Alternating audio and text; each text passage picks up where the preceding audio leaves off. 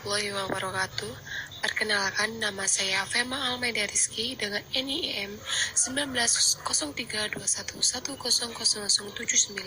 kelas penyuluhan pertanian A. Di sini saya akan menjelaskan mengenai keunggulan komoditas jagung di Kabupaten Kediri dan materi penyuluhan terkait permasalahan komoditas jagung untuk memenuhi tugas ujian akhir semester mata kuliah penyuluhan pertanian. Kabupaten Kediri. Wilayah Kabupaten Kediri diapit oleh 5 kabupaten, yaitu sebelah barat diapit oleh Tulungagung dan Nganjuk, di sebelah utara diapit oleh Nganjuk dan Jombang, di sebelah timur diapit oleh Jombang dan Malang, dan di sebelah selatan diapit oleh Blitar dan Tulungagung. Secara keseluruhan, luas wilayah yang ada di Kediri sekitar 1.386,5 km persegi atau lebih dari 5% dari luas wilayah Provinsi Jawa Timur.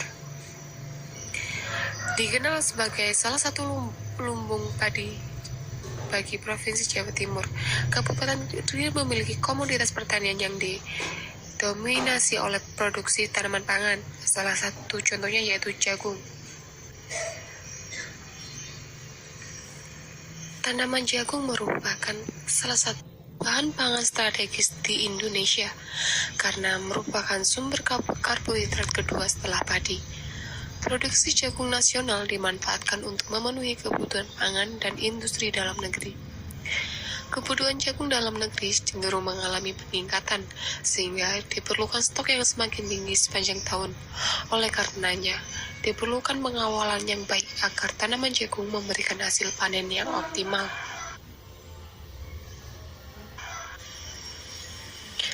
Permasalahan. Serangan ulat kerayak di Kabupaten Kediri semakin merajalela.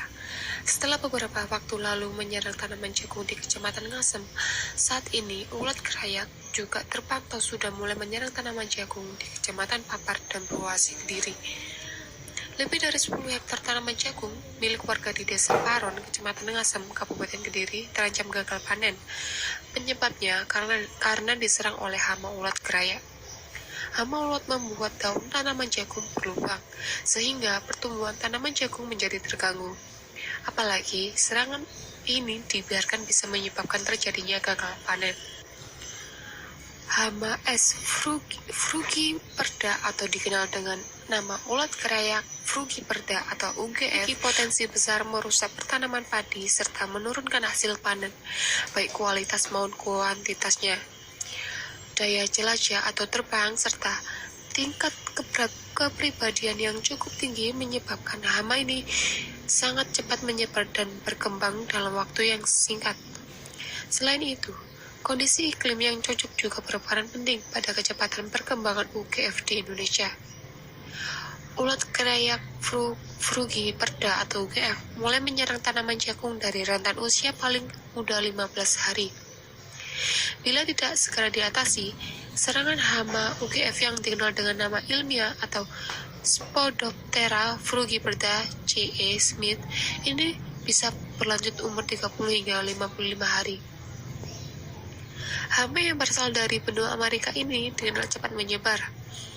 Dengan adanya hama ulat kerayak ini membuat petani terancam gagal panen. Kepala Unit Pelayanan Teknis Daerah atau UPTD Proteksi Tanaman Pangan Provinsi Jawa Timur menyebutkan berdasarkan data yang dihimpun Balai Proteksi Tanaman Pangan Provinsi Jawa Timur, serangan ulat kerayak atau UGF di Kabupaten Kediri seluas 38 hektar dari total luas pertanaman jagung lebih dari 14.600 hektar atau sekitar 1,26%. Riono Yakti, Koordinator Petugas Pengendali Organisme Pengganggu Tumbuhan atau PDPT Kabupaten Kediri membenarkan pemberitaan di media bahwa di daerahnya terkena serangan, namun luasan yang terdampak sangat kecil dan sudah dilakukan pengendalian sehingga tidak berpengaruh pada produksi jagung seperti yang telah diberitakan. Riono menjelaskan tanaman jagung kurang dari 40 HST atau hari setelah tanam yang terserang itu masih bisa tumbuh normal dan tetap akan berbuah karena pada umur tanaman tersebut tanaman bisa mengkompensasi kerusakan daun yang telah termakan ular. Akibat dari serangan hama ulat kerayak ini, tanaman milik petani rusak. Bahkan ada satu petak lahan seluas 1.400 RHU terpaksa dibongkar karena dalam kondisi kritis. Solusi atau penyuluhan dengan kapok tanam. Dengan kapok tanam ini diharapkan dapat membantu para petani untuk membasmi hama ulat kerayak. Sedikitnya 30 orang petani terlibat dalam pengendalian hama terpadu ulat kerayak. Mereka tergabung dalam kelompok tani padi unggul. Sementara itu, dari hamparan lahan pertanian seluas 25 hektar yang ada di daerah ini, proses pengendalian sudah berjalan pada 10 hektar.